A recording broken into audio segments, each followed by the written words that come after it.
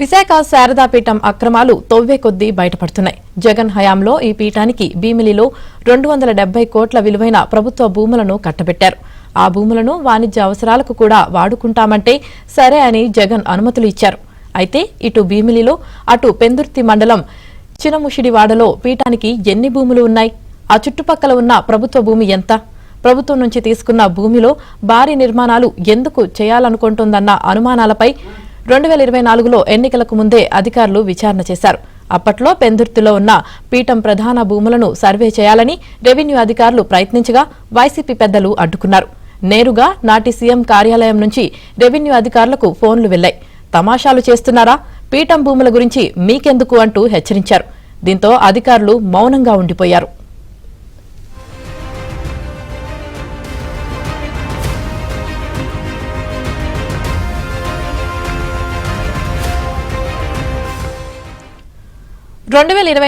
జూన్లో కూటమి ప్రభుత్వం వచ్చాక రెవెన్యూ అధికారులు మరోసారి పాత ఫైళ్లను తిరిగేశారు.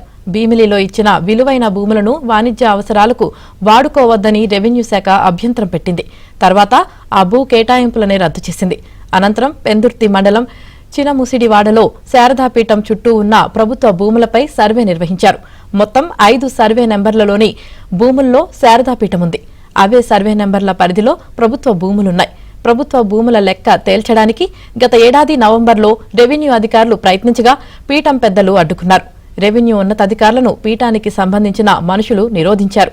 దీంతో రెవెన్యూ అధికారులు ఆధునిక టెక్నాలజీని ఉపయోగించి సర్వే నిర్వహించారు. గూగుల్ చిత్రాలు, ఫీల్డ్ మెజర్మెంట్ బుక్స్ ను ఉపయోగించి ఆక్రమణల గుట్టు తేల్చారు. ఆ తర్వాత తమ వద్ద ఉన్న ఫైర్ అడంగల్లోని రికార్డులను పరిశీలించి ప్రభుత్వ భూములకు మార్కింగ్ చేయగా భారీగా ప్రభుత్వ భూమిని ఆక్రమించుకున్నట్లుగా తేలింది. క్షేత్రస్థాయిలో సర్వే చేస్తే ఆక్రమణల గుట్టు మరింత రట్టు అయ్యే అవకాశముంది. ప్రాథమిక పరిశీలన ప్రకారం సర్వే నెంబర్ 87/1లో ఇనాం భూమి ఉంది. విశాఖ మెట్రోపాలిటన్ రీజియన్ డెవలప్మెంట్ ఆమోదించిన లేఅవుట్ ప్లాన్లో 30 అడుగుల రోడ్డు ఉంది. ఈ సర్వే 35 సెంట్ల భూమిని పీఠం ఆక్రమించుకున్నట్లుగా తేల్చారు. ఇందులో పీఠం కార్యాలయం, అతిథి గృహం, స్వామీజీ పీఠం ఏర్పాటు చేశారు. బీటీ రోడ్ ప్రధాన గేటును ఏర్పాటు చేశారు.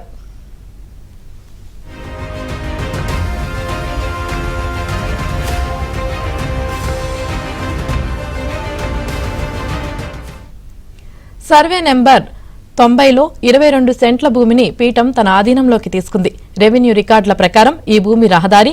దీన్ని పీఠం ఆక్రమించుకొని ఆలయం నిర్మించింది. పెద్ద బీటీ రోడ్ వేసింది. పీఠం నిర్మించిన కమ్యూనిటీ హాల్ సగం ఈ భూమిలోనే ఉందని గుర్తించారు. సర్వే నెంబర్ 91/2లో ప్రభుత్వ భూమిగా రికార్డుల్లో 2.96 ఎకరాల భూమి ఉంది. 91/3 సర్వే నెంబర్లో 1.30 ఎకరాల భూమి ఉంది.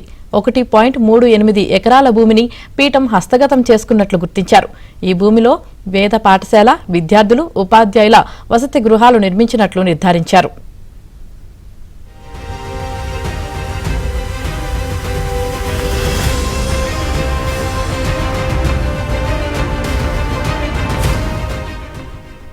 సర్వే నెంబర్ 91/9లో 4.15 ఎకరాల భూమి ఉంది. ఇందులో 3 ఆలయాలు నిర్మించారు. పీఠం నిర్మించిన కమ్యూనిటీ హాల్ సగం ఇందులోనే ఉంది.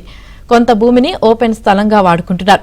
1.50 ఎకరాల భూమిని పీఠం కబ్జా చేసినట్లు గుర్తించారు.